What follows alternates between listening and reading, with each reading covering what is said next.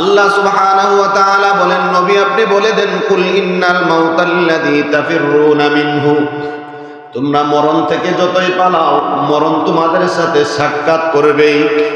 আল্লাহ সুবহানাহু ওয়া তাআলা যে আমাদেরকে দুনিয়াতে পাঠাইছেন,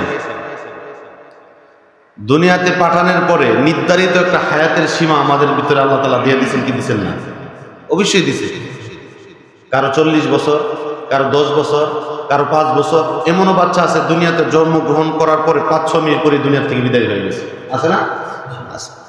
এমনও মানুষ আছে 100 বছর, 150 বছর হায়াত পেয়েছে, কিন্তু এখন বর্তমানে গড়ে মানুষ 50 অথবা 60 বছর হায়াত পায়, যেটা এখন মানুষ বেশি বাঁচে না।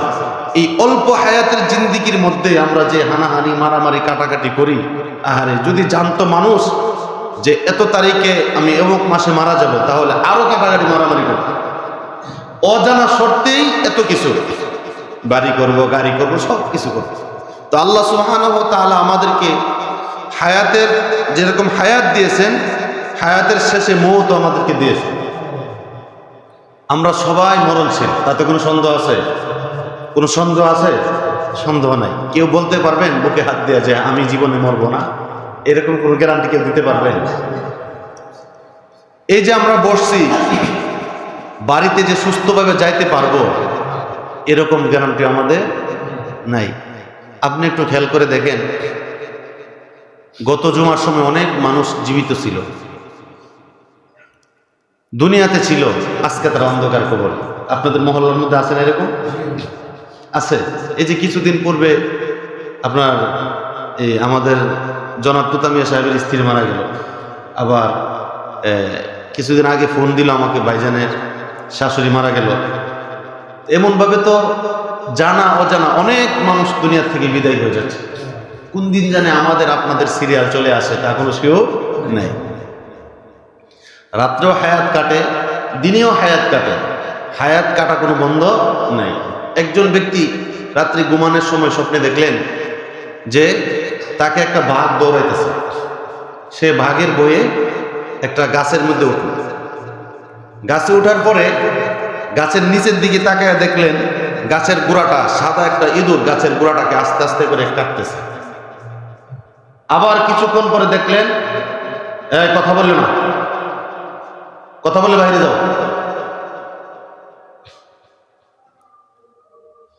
আবার দেখলেন কালো একটা ইঁদুর গাছের গোড়াটাকে কাটতেছে। হঠাৎ করে দেখতে পেলেন বিশাল বড় একটা মৌমাছির চাক। ওই মৌমাছির চাকের দিকে তাকাইলেন, হা করে আছেন। মৌমাছির চাক থেকে মধুগুলা ফোটা ফোটা ভাবে পড়তেছে, সে মধুগুলা খাচ্ছে।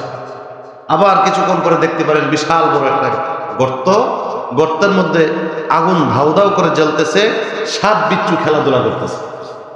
সে হঠাৎ ঘুম থেকে উঠে সকালবেলা একজন আল্লাহ ওলি ওনার কাছে গেলেন স্বপ্নের ব্যাখ্যা শোনার জন্য। বললেন, হুজুর, আমি আজকে রাত্রে ঘুমানোর পরে স্বপ্নে দেখলাম যে বিশাল বড় একটা বাঘ আমাকে দৌড়াচ্ছে। বাঘের বয়ে আমি গাছে উঠলাম। এরপরে আমি দেখলাম একটা সাদা ইঁদুর গাছের গোড়া কাটতেছে। আবার দেখলাম একটা কালো ইঁদুর গাছের গোড়াটা কাটতেছে। আবার দেখলাম মৌমাছির চাক থেকে মধু পড়তেছে, আমি খাচ্ছি। আবার দেখলাম বড় একটা গর্ত, আগুন জ্বলতেছে, সাপ বিচ্ছুগুলা ধাও ধাও করে খেলাধুলা করতেছে। কারণটা কি? তখন ওই হুজুর বললেন, সর্বপ্রথম যে তুমি দেখতে পারছো বাঘ তোমাকে দৌড়াচ্ছে, এটা হয়েছে তোমার হায়াত, এটা হচ্ছে তোমার মৌত। বাঘ যে দৌড়াচ্ছে এটা হচ্ছে তোমার মৌত। আর তুমি যেই মৌতের ভয়ে কাছে উঠছো এটা হচ্ছে তোমার হায়াত, এটা হচ্ছে তোমার কি? হায়াত। আর এই হায়াতের গোড়ার মধ্যে, যে গাছের গোড়ার মধ্যে দেখতে পারছো যে সাদা একটা ইঁদুর আস্তে আস্তে করে কাটতেছে, এটা হচ্ছে দিনের বেলা। তার মানে তোমার হায়াত দিনের বেলাও আস্তে আস্তে করে কেটে যাচ্ছে। তুমি যে দেখছো কালো একটা ইঁদুর গাছের গোড়াটাকে কাটতেছে, এটা হচ্ছে রাত্রের বেলা। তার মানে রাত্রের বেলাও তোমার হায়াতের জিন্দেগি আস্তে আস্তে করে কেটে যাচ্ছে। তুমি যে দেখছো বিশাল বড় একটা মৌমাছির চাক, ওখান থেকে মধু পড়তেছে, তুমি খাচ্ছ, এটা হচ্ছে তোমার দুনিয়ার লোভ। আরেকটা যে দেখছো বড় একটা গর্ত, আগুন ধাউ ধাউ করে জ্বলতেছে, সাপ বিচ্ছুগুলি কিচিমিচি করে খেলাধুলা করতেছে, এটা হচ্ছে তোমার হাসরের মাঠে জাহান্নামের আযাব। তার মানে এত বড় আযাব সামনে দেখার পরেও তুমি দুনিয়ার লোভ থেকে মধু খাচ্ছ, মানে দুনিয়ার লোভটা তোমাকে এমন ভাবে গ্রাস করে ফেলেছে। তাহলে বোঝা গেল দুনিয়ার লোভ আমাদেরকে এমন ভাবে গ্রাস করছে, আমাদের হায়াত দিনেও কাটতেছে, রাত্রেও কাটতেছে, কিন্তু দুনিয়ার লোভ থেকে আমরা সরতে পারতেছি না। সেই জন্য আল্লাহ সুবহানাহু ওয়া তাআলা বলেন, قل إن الموت الذي تفرون منه فإنه ملاقيكم ثم تردون إلى عالم الغيب والشهادة فينبئكم بما كنتم تعملون। আল্লাহ সুবহানাহু ওয়া তাআলা বলেন, নবী আপনি বলে দেন, কুল ইন্নাল মাউতাল্লাযী তাফিররুনা মিনহু, তোমরা মরণ থেকে যতই পালাও মরণ তোমাদের সাথে সাক্ষাৎ করবেই। তাফিররুনা মিনহু ফাইন্নাহু মুলাকীকুম সুম্মা তুরাদ্দুনা ইলা আলিমিল গায়বি ওয়াশ শাহাদা, যিনি দৃশ্য এবং অদৃশ্যর খবর রাখে এবং জানে তিনি কে? আল্লাহ। আল্লাহ বলেন, হে নবী আপনি বলে দেন, যিনি দৃশ্য এবং অদৃশ্যর খবর রাখে এবং জানে, ওই আল্লাহর সামনে তোমাদেরকে হাজির করা হবে। আল্লাহু আকবার। এরপর আল্লাহ বলেন, আইনামা তাকুনু ইউদরিকুমুল মাউত ওয়ালাউ কুনতুম ফি বুরুজিম মুশাইয়াদা। ও দুনিয়ার মানুষ, তোমরা যদি মরণ থেকে পালাও মরণ তোমাদেরকে ছাড়বে না। তোমরা যদি গ্লাস দিয়ে বিশাল বড় একটা বক্স বানাও, ওই বক্সের মধ্যেও যদি মৃত্যুর ভয়ে তুমি পলায়া থাকো, লুকায়া থাকো, ওই মৃত্যু তোমাকে ওই গ্লাসের বক্সের মধ্যে গ্রাস করবে। বাঁচার উপায় নাই, বাঁচার উপায় নাই। সেই জন্য আল্লাহ সুবহানাহু ওয়া তাআলা বলেন, ও দুনিয়ার মানুষ, যেই রকম মানুষ বসি দিয়া নদীর মধ্যে অথবা পুকুরের মধ্যে মাছ শিকার করে, বসির আগার মধ্যে কিছু খানা দেয়, ওই খানা দিয়া যখন মাছ শিকারের জন্য নদীর মধ্যে অথবা সাগরের মধ্যে অথবা পুকুরের মধ্যে বসিরা পালানো হয়, ওই বসির মধ্যে মাছ যখন আটকায়া যায়, ওই বসির মালিক আস্তে আস্তে সুতাটা ছাড়ে। মাছটা যখন শান্ত হয়, বসির মালিক মাছটাকে আস্তে আস্তে টাইনা আনে। মাছ অনেক ছুটাছুটি করে যাওয়ার জন্য, কিন্তু বসির মালিক বলে, মাছ রে, তুই আমার বসির মধ্যে আটকায়া গেছস, তুই যতই চেষ্টা করস যাইতে পারবি না। আমি যখন সুতা ধরে টান দেব, তোর ইচ্ছা থাকুক আর নাই থাকুক আমার কাছে আসতে হবে। ঠিক আমার আল্লাহ বলেন, বান্দা, আমিও তোমাদেরকে দুনিয়াতে পাঠানোর পরে আমি আল্লাহ হায়াতের রশি দিয়া আমি আল্লাহ মৌতের বশি লাগাইয়া দিলাম তোমাদের গালের মধ্যে। তোমাদের যখন হায়াতের বেলা শেষ হয়ে যাবে, 50 বছর 60 বছর যখন শেষ হয়ে যাবে, আমি আল্লাহ যখন তোমাদেরকে হায়াতের রশি দিয়া টান দেব, মৌতের দিকে যখন চলে আসবা, তোমাদের ইচ্ছা থাকুক আর নাই থাকুক আমি মাওলার কাছে আসতে হবে। আল্লাহু আকবার। সেই জন্য আল্লাহ বলেন, ফাইদা জা আজালুহুম লা ইস্তাখিরুনা সাআ। আল্লাহ বলেন, বান্দারে, তোমার হায়াতের বেলা যখন শেষ হয়ে যাবে, 1 সেকেন্ড তোমাকে হায়াত বাড়ায়া দেওয়া হবে না, 1 সেকেন্ড তোমাকে হায়াত কমায়া দেওয়া হবে না। আল্লাহর পয়গম্বর সুলাইমান আলাইহিস সালাম, উনার ভাষা সকল মাখলুকাত বুঝতে পারতেন। উনি একজন বাদশা ছিলেন, জিন পরিচালনা করতেন। জিন দিয়া বাইতুল মুকাদ্দাস মসজিদ, যেটা জেরুজালেমে অবস্থিত, ওই জেরুজালেমে বাইতুল মুকাদ্দাস মসজিদটাকে জিন দিয়া নির্মাণ করা হয়েছিল। কি দিয়ে নির্মাণ করা হয়েছিল? জিন দিয়া, জিন্নাত দিয়া। সেটা বাইতুল মুকাদ্দাস, যেটা এখন জেরুজালেমে অবস্থিত রয়েছে, সেই মসজিদটাকে সুলাইমান আলাইহিস সালাম জিন জাতি দিয়ে কি করতেন? নির্মাণ করাইছেন, কাজ করাইছেন। জিন জাতি যতক্ষণ সুলাইমান আলাইহিস সালাম মওজুদ থাকতেন ততক্ষণ কাজ করতেন। সুলাইমান আলাইহিস সালাম দূরে চলে গেলে কাজ করতেন না। জিন জাতি বদমাইশ একটা জাতি। এই জাতিগুলা মানুষকে ধোঁকা দেয়। মানুষকে কি দেয়? ধোঁকা দেয়, প্রচুর পরিমাণে ক্ষতি করে এবং ধোঁকা দেয়। সুলাইমান আলাইহিস সালাম যতক্ষণ দাঁড়ানো থাকতে লাঠি নিয়ে ততক্ষণ কাজ করতেন। উনি একটু চলে গেলেই ফাঁকিবাজি শুরু করতেন। সুলাইমান আলাইহিস সালাম আল্লাহর পয়গম্বর, সুলাইমান আলাইহিস সালামের সামনে যখন মালাকুল মউত হাজির হয়ে গেল, সুলাইমান আলাইহিস সালাম জিজ্ঞাসা করলেন, ভাই আজরাইল তুমি কেন আসছো? আজরাইল আলাইহিস সালাম বলেন, ভাই সুলাইমান, আপনার তো দুনিয়ার হায়াতের বেলা শেষ, আপনার তো দুনিয়ার হায়াতের বেলা শেষ, আপনি চলে যাইতে হবে। সুলাইমান আলাইহিস সালাম বলেন, ভাই আজরাইল আমাকে একটু সময় দাও, বাইতুল মুকাদ্দাস মসজিদ অনেক কাজ বাকি আছে, কাজগুলি সমাপ্ত করার জন্য একটু সময় দাও। আজরাইল আলাইহিস সালাম বললেন, না, আপনাকে সময় দেওয়া হবে না, আপনার সময় শেষ, আপনি মৃত্যুর জন্য প্রস্তুতি হয়ে যান। সুলাইমান আলাইহিস সালাম আজরাইল আলাইহিস সালামকে বললেন, ভাই আজরাইল তাহলে আমাকে মৃত্যুর প্রস্তুতি নেওয়ার জন্য একটু বসার সুযোগ দাও। আজরাইল আলাইহিস সালাম বললেন, আল্লাহর পয়গম্বর আপনার হায়াতের বেলা শেষ, আপনাকে দাঁড়ানো থেকে বসার সুযোগ দেওয়া হবে না। আল্লাহু আকবার। আজরাইল আলাইহিস সালাম সুলাইমান আলাইহিস সালামের জান নিয়ে গেলেন। আল্লাহ সুবহানাহু ওয়া তাআলা মৃত্যুকে জীবিত বানাইতে পারে, জীবিতকে আবার মৃত বানাইতে পারে। আল্লাহ যা ইচ্ছা তাই করতে পারে। আল্লাহ সুবহানাহু ওয়া তাআলা তো বুঝতে পারলেন যে বাইতুল মুকাদ্দাস মসজিদের কাজ কিছু বাকি রয়েছে। সুলাইমান যদি এখন চলে যায়, জিনজাত কোনো কাজ করবে না। আল্লাহ সুবহানাহু ওয়া তাআলা সুলাইমান আলাইহিস সালামকে মৃত অবস্থায় একবারে মজবুতভাবে দাঁড়া করে রাখছেন লাঠির মধ্যে। আর কই পোকাকে অর্ডার করলেন, পোকা রে তুমি আস্তে আস্তে সুলাইমানের লাঠিটা নিজ দিয়ে খাইতে শুরু করো, তোমার লাঠি খাওয়াও শেষ, ওইদিকে বাইতুল মুকাদ্দাস মসজিদের কাজও শেষ। আল্লাহু আকবার বলেন। বাইতুল মুকাদ্দাস মসজিদের কাজ যখন সমাপ্ত হয়ে গেল, ওই পোকা যখন আপনার লাঠিটাকে আস্তে আস্তে করে খাইল, কাজ শেষ হওয়ার পরে সব জিন্নাত যখন সুলাইমান আলাইহিস সালামের সামনে হাজির হইল, সুলাইমান আলাইহিস সালামের সামনে হাজির হওয়ার পরে আল্লাহ সুবহানাহু ওয়া তাআলা ওই পোকাকে অর্ডার করলেন, যতটুকু বাকি আছে তাড়াতাড়ি খাও, সুলাইমান আলাইহিস সালামকে তাড়াতাড়ি জমিনে শোয়া দাও। সুলাইমান আলাইহিস সালামের লাঠিটা খাওয়ার পরে সুলাইমান আলাইহিস সালাম জমিনে পড়ে গেলেন।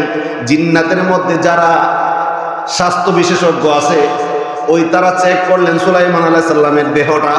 চেক করার পরে দেখতে পাইলেন সুলাইমান আলাইহিস সালাম আজকে মরে নাই, অনেক আগেই মারা গিয়েছে। আল্লাহু আকবার।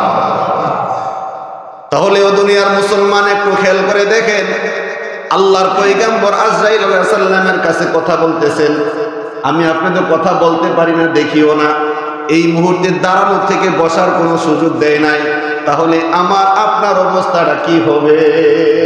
সেই জন্য আল্লাহ বলেন, লিকুল্লি উম্মাতিন আজাল, বান্দারে তোমাদের প্রত্যেকটা মানুষের মৃত্যুর তারিখ আমি মাওলার কাছে লেখা আছে, আমি মাওলার কাছে লেখা আছে। ও দুনিয়ার মানুষ, একবার যদি চক্ষুগুলো বন্ধ করে খেয়াল করে দেখেন, আমার জন্য আপনার জন্য যেই মসজিদের মধ্যে যেই বাহনটা আমার জন্য আপনার জন্য অপেক্ষা করতেছে, ওই খাটিয়ার মধ্যে গরিব ধনী সবাই উঠতে হবে।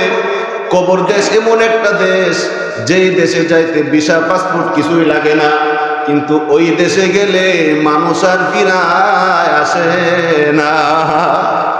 ও দুনিয়ার মুসলমান, একটু যদি খেয়াল করে দেখেন, যেই কবরের ঘরটা আমার জন্য আপনার জন্য অপেক্ষা করতেছে, এই কবরের ডাইনেও মাটি, বামেও মাটি, নিচেও মাটি, উপরে তো চাপা মাটি।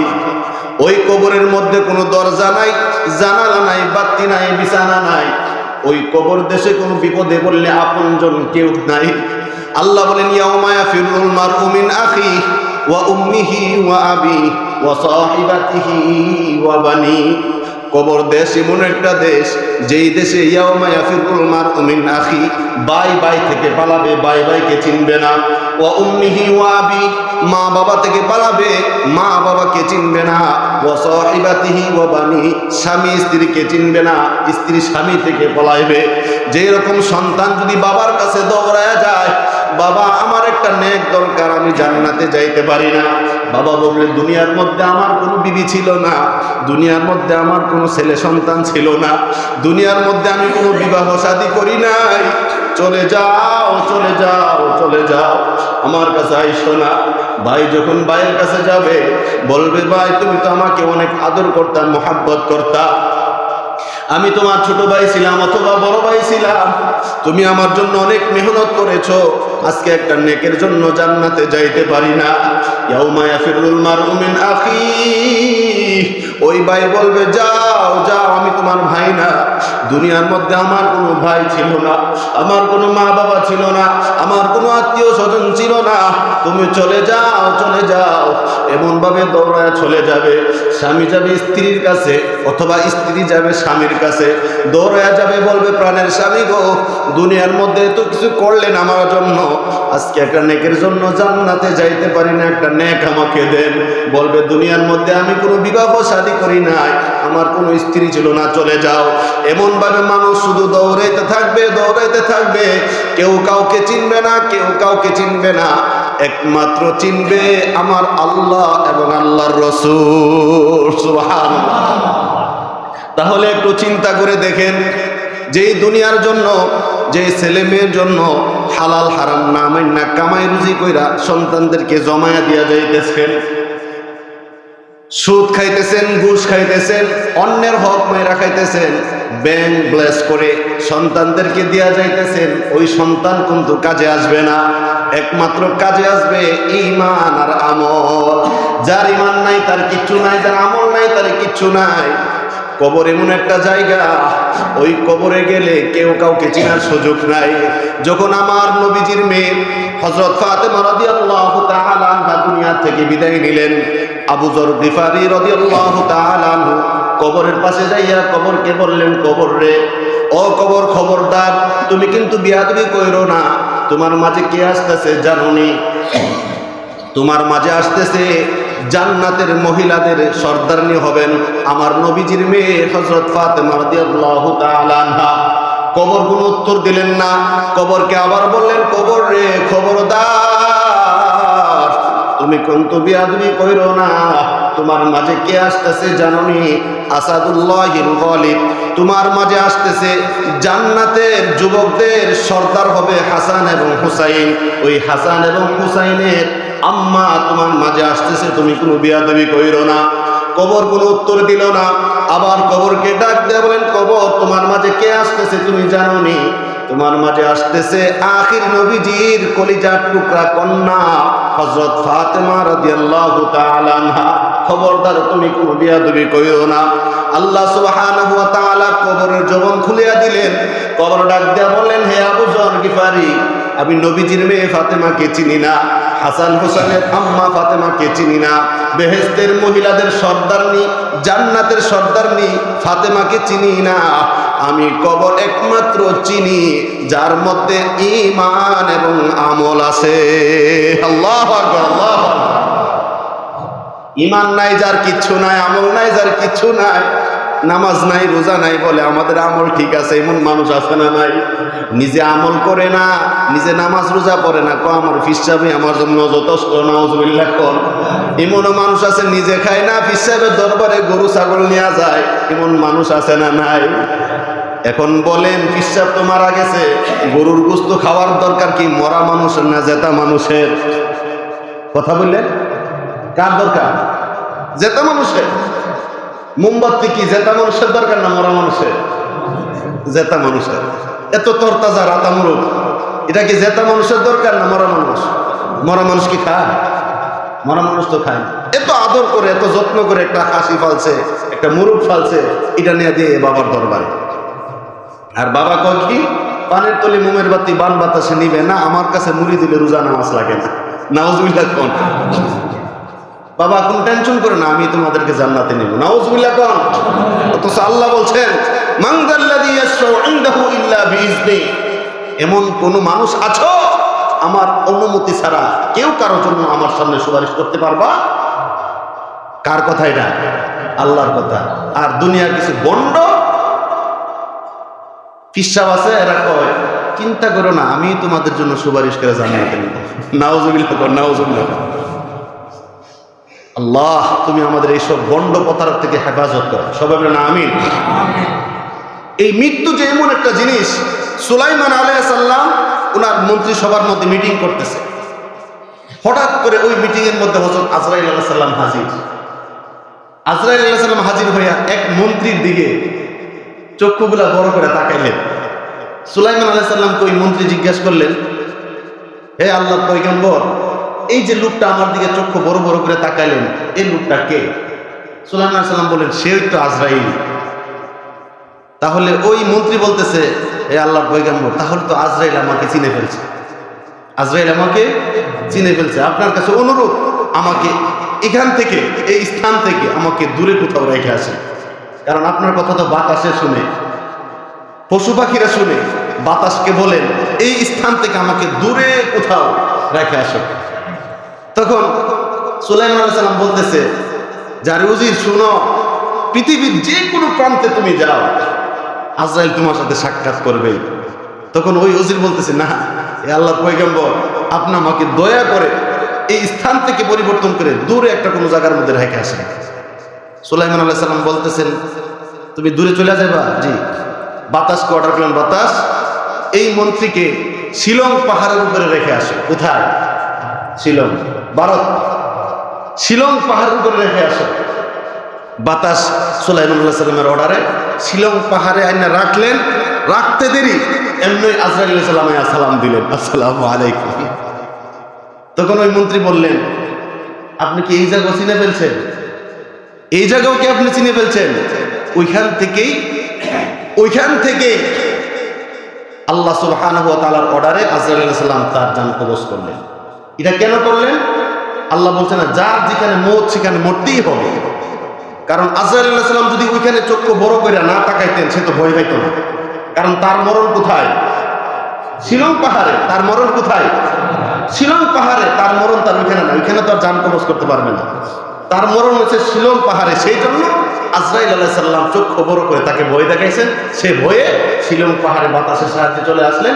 এই শিলং পাহাড়ে এই উজিরের জান কবজ করলেন।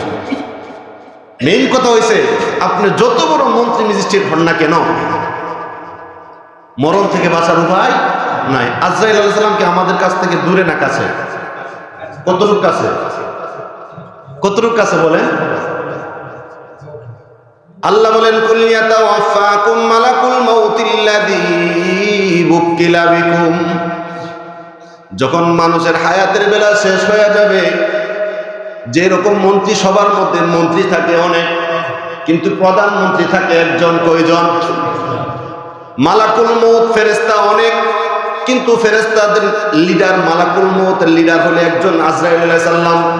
যেরকম প্রধানমন্ত্রীর সিগনেচার ছাড়া কোনো কাজ, কোনো টেন্ডার পাস হয় না, ঠিক তেমনি ভাবে মালাকুল মউতের লিডার হযরত আজরাইল আলাইহিস সালামের অনুমতি ছাড়া কোনো মালাকুল মউত কারো জান কবজ করে না। যখন মানুষের হায়াতের বেলা শেষ হয়ে যাবে, কুল ইয়াতাওয়াফাকুম মালাকুল মাউতিল্লাযী বুক্কিলা বিকুম, ওই আজরাইল আলাইহিস সালাম অর্ডার করবে কাকে? আমার আপনার কাঁধে যেই ফেরেশতা আছে, দুইজন নাম কি? দুইজনের ফেরেশতার নাম কি? কিরামান কাতিবিন।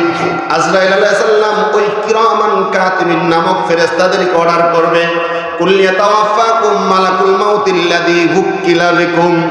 আজরাইল অর্ডার করবে, হে মালাকুল মউত ফেরেশতা, তোমরা যার কাঁধে আছো তার আত্মাটাকে কব্জ করে ফেলো। এখন বলেন, মালাকুল মউত কি আমাদের সাথে না আমাদের থেকে দূরে? আমাদের সাথে, আমাদের সাথে। আমরা অনেকে চিন্তা করি যে আজরাইল আলাইহিস সালাম একজন, তাহলে একসাথে এত মানুষ কিভাবে মারে? এরকম মাঝে মাঝে একটা প্রশ্ন আসে না? আসে। কিন্তু এখন যে আলোচনাটা করলাম, এখন বলেন তো, আজরাইল আলাইহিস সালাম যদি পুরো পৃথিবীর মানুষ একসাথে জান কবজ করে ফেলে, কোনো সমস্যা হবে? কারণ মালাকুল মউত আমার আপনার কাঁধেই বসবাস করতেছে। এখন তারা হিসাব রক্ষক, তখন তারা হয়ে যাবে মালাকুল মউত। এখন তারা কি? হিসাব রক্ষক। ডাইন কাদের ফেরেশতা লেখে কি? নেক আমল। বাম কাদের ফেরেশতা কি লেখে? বদ আমল। দেখেন আল্লাহর কত মায়া। ডাইন কাদের ফেরেশতাকে ফিট করার পরে আল্লাহ বলতেছেন, যদি আমার বান্দা কোনো নেক আমলের নিয়ত করে, একটা নেক লেখা দিবে। সুবহানাল্লাহ। যদি ওই নেক আমলটা করে ফেলে, তাহলে 10টা নেক লিখে দিবে। সুবহানাল্লাহ। বাম কাদের ফেরেশতাকে বলতেছে, তোমাকে ফিট করা হয়েছে আমার বান্দা বান্দির বদ আমল লেখার জন্য। বান্দা বান্দি যদি গুনার নিয়ত করে, কোনো গুনাহ লিখবা না। যদি গুনাহ করে ফেলে, তাও লিখবা না, 3 দিন অপেক্ষা করো আমার বান্দা এই গুনার জন্য অনুতপ্ত হয়ে তওবা করে কিনা। যদি তওবা করে গুনাহ লিখবা না, আর যদি তওবা না করে তাহলে ছোট্ট করে একটা গুনাহ লেখা দেয়। আল্লাহু আকবার। আল্লাহর কত দয়া, আল্লাহর কত দয়া। এত দয়া মায়া নিয়ে বাঁচার পরেও আমরা আল্লাহ তাআলার হুকুম পালন করতে রাজি না। একজন মানুষ কবর দিয়ে আসছে, জোহর নামাজের তো কবর দিলাম, কিন্তু আসর নামাজের সময় আমি নামাজে নাই। এরকম মানুষ আছে না? এরকম মুসলমানও আছে। মনে করেন আপনার 10টার সময়, সকাল 10টার সময় যদি জানাজা হয়, ফজর নামাজ না পড়ে সে জানাজা চলে গেছে। এরকম মানুষ আছে না? আহারে মানুষ কবরের পাশে যায়, কান্নাকাটি করে এবং বাঁচার কোনো উপায় নাই, এটাও